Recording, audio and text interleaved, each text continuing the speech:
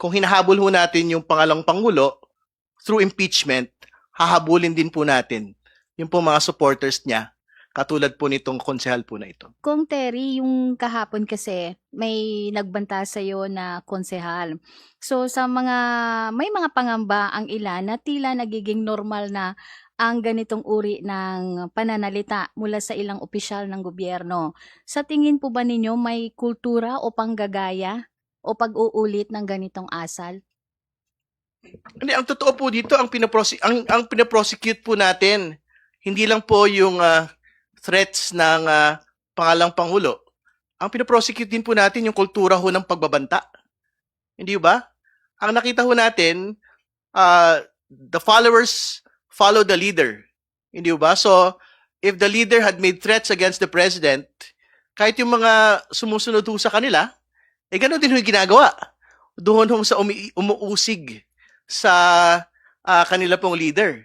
Hindi ba? So, I think very important nga ho na in the same manner na we are exacting high accountability on the Vice President for grave threats against the President and his family, dapat ganun din ho kataas yung sigasig ho natin dun sa paghahabol sa lahat po ng gumagawa ng mga pagbabanta laban sa kung sino man hong tao, whether spoken like what the Vice President said or stated in digital form like what the particular local councilor did to me. So magkakapantay po lahat ito. Kung hinahabol ho natin yung pangalang Pangulo through impeachment, hahabulin din po natin yung po mga supporters niya, katulad po nitong konsehal po na ito. Kung titignan natin yung mga nangyari nitong mga nakaraang linggo, nakaraang buwan, hindi lang pagbabanta, pati po yung mga nagkaroon na ng issue. Kung maalala ninyo sa Tacloban, yung pamamaril ng mga minor de edad, kung kaya nga naging issue rin yung pagbaba ng edad doon sa juvenile law. Pero nakikita natin wala naman doon sa batas yung problema. Ang nagiging problema ngayon ay yung mga tao na tinitingala natin, nakikita natin, napapanood natin, ay yung mga asal na kanilang pinakikita. Hindi lang sa kanilang mga tagasunod, bagkus sa asal na pinakikita nila sa mga bata. Ngayon, ito pong pagbabanta na ginawa po, ito po ay hindi ordinaryong pagbabanta. Dahil ito pong pagbabantang to ay pagbabanta sa head of the state. Ibig sabihin po, ito po ay pagbabanta sa Pangulo ng Republika ng Pilipinas na nagrepresenta sa ating bansa. Yun po ba tama po na nakikita ng mga bata? Yung mga ganitong klase na pagbabanta. Kaya nga po kami po, hindi lamang po natin ito pinananagot dahil siya po ay Vice Presidente. Pero gusto rin po natin ipakita sa mga sa mga bata, sa mga kababayan natin na ganito po ay mali po. Hindi po ito ang dapat na asal o inaasal ng mga tao, lalong-lalo na po yung mga nasa pinakamatataas na posisyon sa ating lipunan. Dahil kung ganito po ang magiging asal, ano pa po ang pwedeng gayahin ng mga bata? Dahil kami pong lahat, lalong-lalo na po yung may pinakamatataas na posisyon, sila po ay nanumpa ng kanilang tungkulin na susunod sila sa ating saligang batas, sa ating mga batas na umiiral. At ito pong pagbabanta ay maliwanag na violation ng ating saligang batas, violation ng kanilang oath of office. Kaya nga po, culpable violation of the Constitution. At yung kanilang mga followers, yung mga bumoto po sa kanila, na 32 million.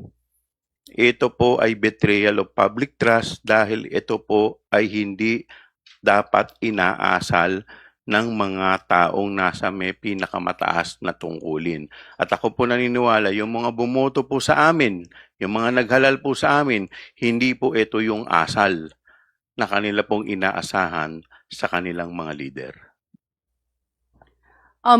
Balikan ko lang yung nasabi ni na may nagbanta kay Congressman Terry Ridon.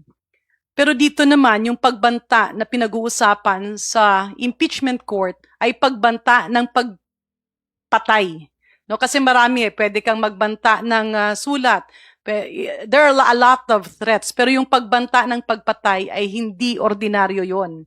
Hindi rin ordinaryo yung pagbabanta kay Congressman Ridon dahil hindi ka sang-ayon sa kanyang sinasabi. Ang dapat na ginawa ng konsehal na ito ay sagutin at linawin kung ano yung punto niya.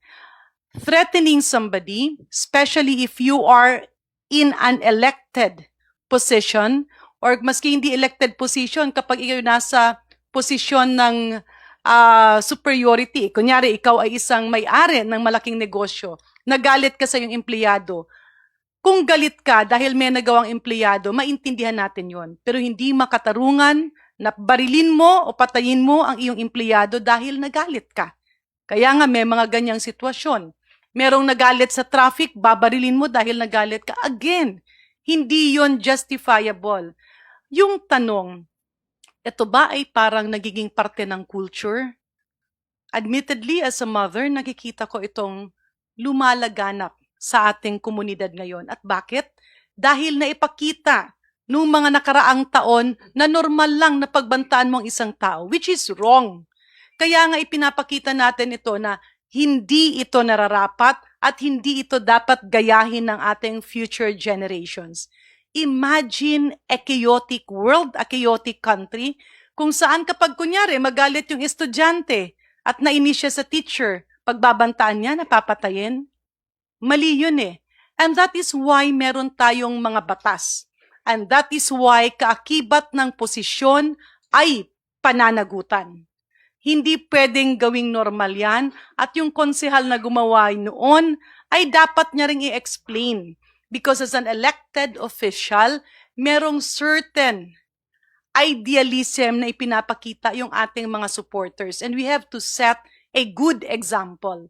Dahil kaakibat ng ating posisyon ay pananagutan. Again, maski galit ka or meron kang inaayawan, hindi ito rason para magbanta ka sa iba. Lalo na kapag ito ay banta ng pagpapatay. Sa totoo lang, nagugulat rin ako kasi wala naman ito nung unang panahon. But now, social media, our phones, kapag may ginawa ka at parang hindi sang-ayon dun sa isang tao, may mga trolls ka agad na magbabanta sa'yo, magbabanta sa kasamahan mo sa pamilya. And this is again wrong. Na-weaponize yung kultura na parang sinasabing okay lang magbanta. Mali nga yun. Kaya ngayon pinag-uusapan yan, kaya impeachable offense siya, kaya may pananagutan dahil hindi rason na ang emosyon ay maging validation ng iyong galit at pagbanta ng pagpatay.